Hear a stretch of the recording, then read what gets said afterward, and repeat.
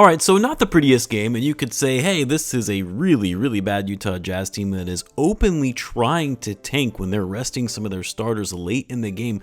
But even still, the Bulls, they took care of business. I won't lie. I wasn't sure if this was going to be a trap game where the Bulls played down to their competition, have an embarrassing loss against the worst team in the league, which, yes, they are the worst team in the league right now. By record, the Wizards have passed the Utah Jazz.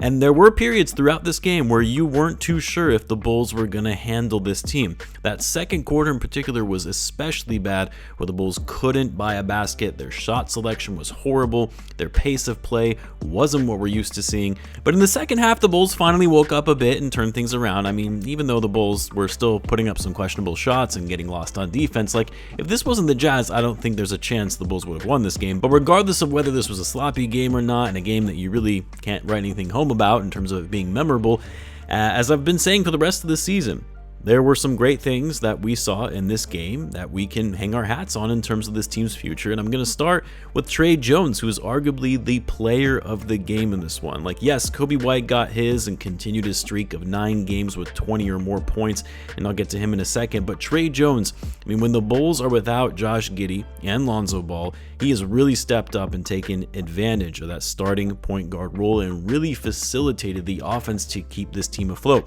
I mean, not only is his decision making on point, his shot selection and ability to drive through an open lane when it's given to him, but it's his court vision, especially in the point of attack, has been very underrated. 12 assists in this game tonight for Tre Jones, finding the backdoor cutter to the basket, seeing the trailing man ahead of him on a fast break. 12 assists to go along with 18 points on 8 for 10 shooting. Elite level efficiency on offense, both in terms of his scoring, but points generated off his assists. 3 steals as well for Jones. He's just been getting it done defensively, hounding the perimeter and getting into the passing lanes. I can't say enough about how impressed I've been with this guy, and I'm really curious to see how things are going to pan out this offseason as the Bulls assess his future when he becomes an unrestricted free agent this summer.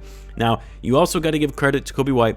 Even though sometimes he's taking these deep threes where I'm like, what the hell are you doing, dude? I thought we were past this. I thought we were past the rookie days of Coby and his decision making. But still, what's been more impressive to me, and I talked about this in my video from earlier this morning, but that's been Coby's ability to get to the basket and even utilizing his mid-range game to get points. He went 2 for 10 from deep. And normally for Coby, that means a game where he maybe scores between 10 and 13 points when he shoots that poorly from the 3-point line. But because he's been getting inside, his finishing at the rim has been on point, and he's getting to the foul line more often, it's benefited him in easily being able to get 20 plus points on a nightly basis. Coby was also a plus 16 in this game.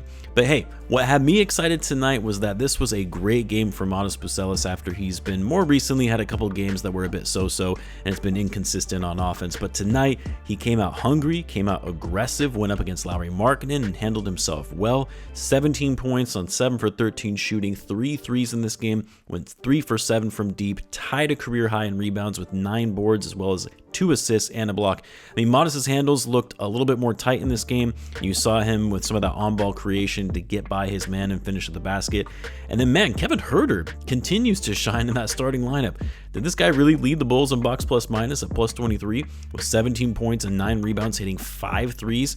Hell, he led this team in minutes in this game with 36 minutes, which that I'm kind of like, does Huerter really need to be getting the most minutes in a game like this? Especially when you've been seeing some great strides from players like Julian Phillips and Dalen Terry in recent games. I mean, Dalen Terry was great in this one. That throwdown dunk got me out of my chair screaming. He was doing a little bit of everything when he was out there on both ends. 12 points, another game in double figures. First time he's ever been in double figures in back-to-back games, I believe.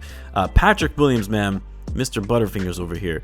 I mean, just blatantly dropping the ball or not securing it off a rebound. A lot of missed shots, some that were really close range. I don't know, man. Like, I really don't know what else there is to say when it comes to Patrick Williams that hasn't already been said before. You're talking about a guy who has lost all confidence, and even though he'll have a nice play here and there, like that time in tonight's game where he got that offensive rebound and put back and everyone off the bench was going crazy, but those nice plays are so few and far between.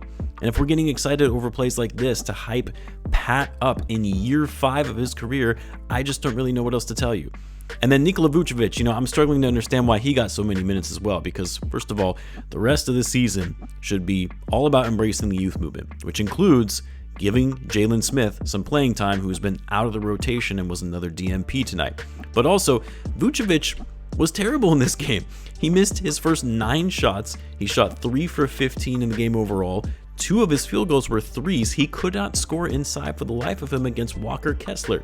Now, sure, he made up for it in other areas with his passing and rebounding, but like Huerter, why was he given so much playing time? And I would argue with Huerter, at least you can somewhat justify it because he's actually been playing well. But Vucevic, when he's shooting like that, you can just say, all right, big fella, tonight wasn't your night. This game doesn't really mean much anyway. We're going to give the younger guys some run. That just doesn't really make sense to me. You know what's crazy though is that the Heat losing tonight, which makes it 8 straight for them, yikes. The Bulls have now though moved up to the 9th seed in the Eastern Conference with a chance now to host that first play-in game at the United Center. I'm sure Jerry Reinsdorf is licking his chops seeing that play-in revenue come in and giving himself a pat on the back for putting a mid-team that will give him some extra play-in cash.